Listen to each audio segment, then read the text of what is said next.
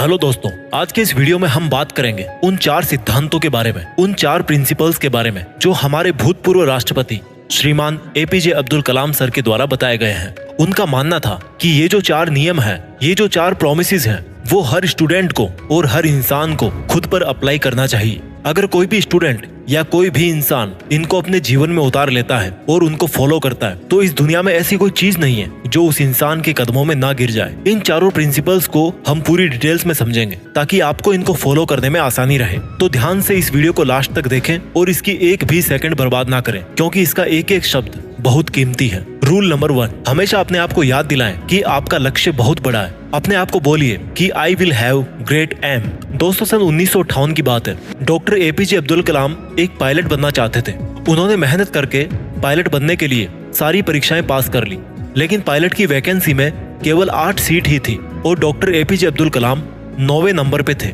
अब उनका सिलेक्शन केवल तभी हो सकता था जब उनके ऊपर के 8 कैंडिडेट्स में से या तो कोई अपनी वैकेंसी छोड़ दे या फिर मेडिकल में आउट हो जाए। लेकिन उनको इस बात का काफी डिसअपॉइंटमेंट हुआ कि उनका केवल एक रैंक की वजह से वो सिलेक्शन से आउट हो गए। लेकिन उन्होंने ये स्वीकार किया कि it was a disappointment for me but disappointment could not defeat me, यानी कि मैं निराश जरूर हुआ था लेकिन निराशा कभी मुझे हरा नहीं सकी। उन्होंने ठान लिया था कि भले ही पायलट बन के एयरक्राफ्ट ना उड़ा सकूं, लेकिन एक इंजीनियर बनके, एक साइंटिस्ट बनके मैं एयरक्राफ्ट जरूर बना सकता हूँ, मिसाइल बना सकता हूँ, रॉकेट बना सकता हूँ। और दोस्तों, ये तो किसी को नहीं पता कि अगर डॉक्टर एपीजे अब्दुल कलाम पायलट बनते तो वो कहाँ तक पहुँच पाते। लेकिन उन्होंने इस बात को जरूर साबित किया कि अगर वो पायलट नहीं बन पाए तो उन्होंने मिसाइल्स और रॉकेट जरूर बना दिए। और वो भले ही इंडियन एयरफोर्स के पायलट नहीं बन पाए, लेकिन राष्ट्रपति जरूर बने, जो कि तीनों सेनाओं के कमांडर इन चीफ होते हैं। और तीनों सेनाओं में आर्मी, नेवी और एयरफोर्स भी होती है। दोस्तों, उनका कहा गया रूल नंबर 1 कि हमेशा अपने आप को बोलिए कि I will have great M,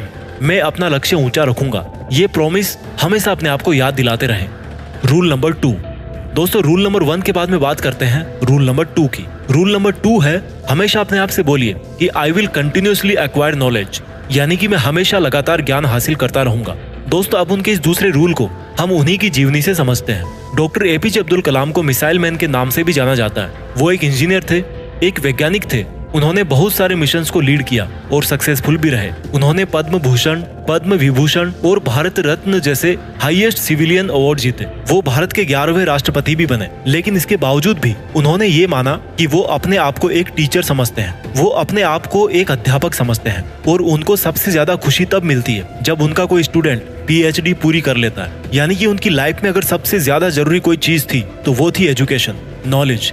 उनका मानना था कि एजुकेशन के लिए, यानी कि ज्ञान के लिए, जो सबसे बेस्ट टाइम होता है वो होता है स्टूडेंट लाइफ। और किसी भी इंसान की सक्सेस के पीछे उसकी एजुकेशन का, उसके नॉलेज का सबसे बड़ा हाथ होता है। उनका ये मानना था कि अगर एक स्टूडेंट का सबसे प्राइमरी कोई जॉब है तो वो है अच्छी शिक्षा ग्रहण करना। एक विद्यार्थी को एजुकेशन के अलावा किसी दूसरी चीज के बारे में नहीं सोचना चाहिए। अगर एक स्टूडेंट एजुकेशन के अलावा कुछ और करना चाहता है तो वो वीकेंड्स में किसी हॉस्पिटल के बाहर गरीब लोगों के प्रति अपनी संवेदना व्यक्त कर सकता है, उन्हें खाना दे सकता है, उन्हें खुशी दे सकता है, पेड़ पौधे लगा सकता है, दूसरे लोगों को भी शिक्षा दे सकता है। लेकिन इन सब कामों के बावजूद भी एक स्टूडेंट के लिए केवल नॉलेज हासिल करना ही सबसे पहली प्राथमिकता होनी चाहिए। यानी कि आपको हमेशा अपने आप को ये याद दिलाना है कि चाहे कुछ भी हो, मैं सीखना नहीं छोड़ूंगा। दोस्तों, पहला रूल था अपने आप को याद दिलाना कि I will have great aim, और दूसरा रूल है अपने आप को याद दिलाना कि I will continuously acquire knowledge. इसके बाद में बात करते हैं रूल नंबर 3 की।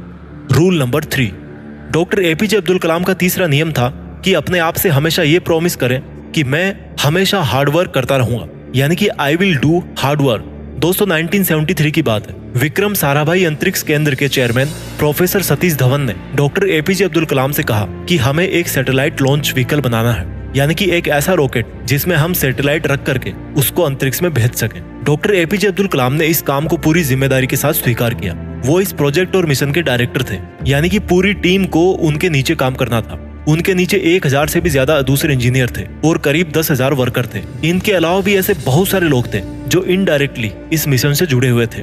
इतनी बड़ी टीम को 6 साल का वक्त लगा प्रोजेक्ट शुरू करने से लेकर लॉन्च के दिन तक। 17 अगस्त 1979 इस तारीख को सैटेलाइट लॉन्चर का टेस्ट होना था। लॉन्च के 8 मिनट पहले सारा कंट्रोल कंप्यूटर के हाथों में दे दिया गया, लेकिन उसी वक्त एक चेतावनी आई कि लॉन्चिंग में कुछ दिक्कत है। लॉन्च के ठीक 4 मिनट पहले ये डायग्नोस किया गया कि लॉन्चर में कुछ लीक्स हैं। लेकिन उनके टीम के जो एक्सपर्ट थे उनकी ये राय थी कि लीक्स के बावजूद भी रॉकेट में इतना सफिशिएंट ऑक्सीडाइजर है कि वो अपना लॉन्च जारी रख सकते हैं। और मिशन लीडर होने की वजह से डॉक्टर कलाम को ये डिसीजन लेना पड़ा कि वो रॉकेट को लॉन्च करेंगे। लेकिन लॉन्च के कुछ मिनट्स बाद ही वो रॉकेट पृथ्वी की कक्षा में ना जाकर बंगाल की खाड़ी में जाकर गिर गया। 6 साल की मेहनत, हजारों लोगों के कई लाखों वर्किंग आवर्स, जनता का पैसा और मिशन फेल हो गया 2 मिनट में। लेकिन जैसा कि डॉक्टर एपीजे अब्दुल कलाम रूल नंबर 3 में बताते हैं कि हमेशा अपने आप को याद दिलाते रहें कि आप कड़ी मेहनत करते रहेंगे। ठीक उसी नियम का अनुसरण करके डॉक्टर कलाम ने अपनी टीम के साथ 1 साल और कड़ी मेहनत करी और प्रोजेक्ट के शुरू होने के 7 साल बाद आखिरकार उन्होंने साबित करके दिखाया कि कड़ी मेहनत आपकी असफलता को सफलता में बदल सकती है। यानी कि दोस्तों, हमेशा अपने आप से कहते रहें कि I will do hard work. 4 rules में से 3 रूल्स हमने समझ लिए। रूल नंबर 1 था, हमेशा अपने आप से कहें कि I will have great aim. Rule number 2, हमेशा अपने आप को याद दिलाएं कि I will continuously acquire knowledge. और रूल नंबर 3 है I will do hard work. अब बात करते हैं रूल नंबर 4 की।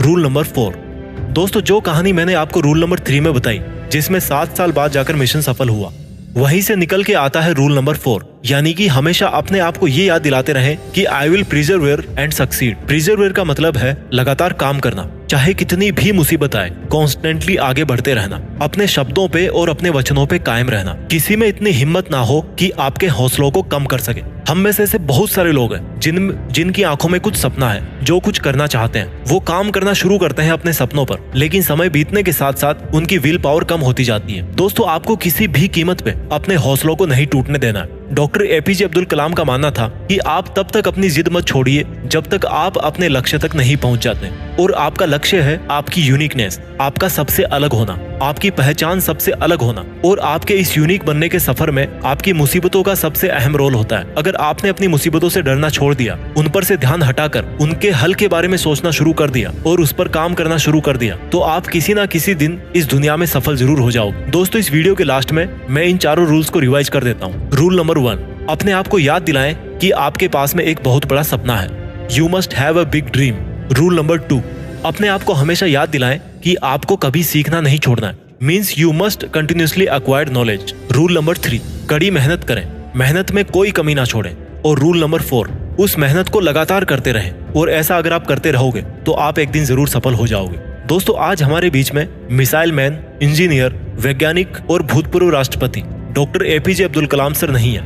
जैसा कि उन्होंने बताया था कि वो अपने आप को एक अध्यापक ही समझते थे। उन्होंने अपनी आखिरी सांस भी Indian institute of management Shillong के स्टूडेंट्स को एक लेक्चर देते हुए ली, जिस लेक्चर का टॉपिक था creating a liveable planet earth. वो 4000 वर्ड्स का उनका लेक्चर अनफिनिश्ड ही रहा। मानो उनका कहना ये था जाते जाते कि वापस फिर आऊंगा लौट के। लेकिन प्रकृति के नियम को कौन बदल सकता है। आइए आज हम एक शपथ लें कि जो रास्ता हमारे डॉक्टर एपीजे अब्दुल कलाम सर ने हमें दिखाया, उस पर हम लगातार आगे बढ़ते रहें और अपने वचनों पे कायम रहें और अनंत समय तक डॉक्टर एपीजे अब्दुल कलाम सर को हमारे खुद के अंदर जिंदा रखें और पूरी दुनिया को दिखा दें कि हिंदुस्तान से बेहतर कोई दूसरा देश नहीं हो सकता। अपने सपनों का पूरी रफ्तार के साथ पीछा करते रहिए और देश में खुद के साथ साथ दुनिया में देश का नाम भी कीजिए। जय हिंद, वंदे मातरम।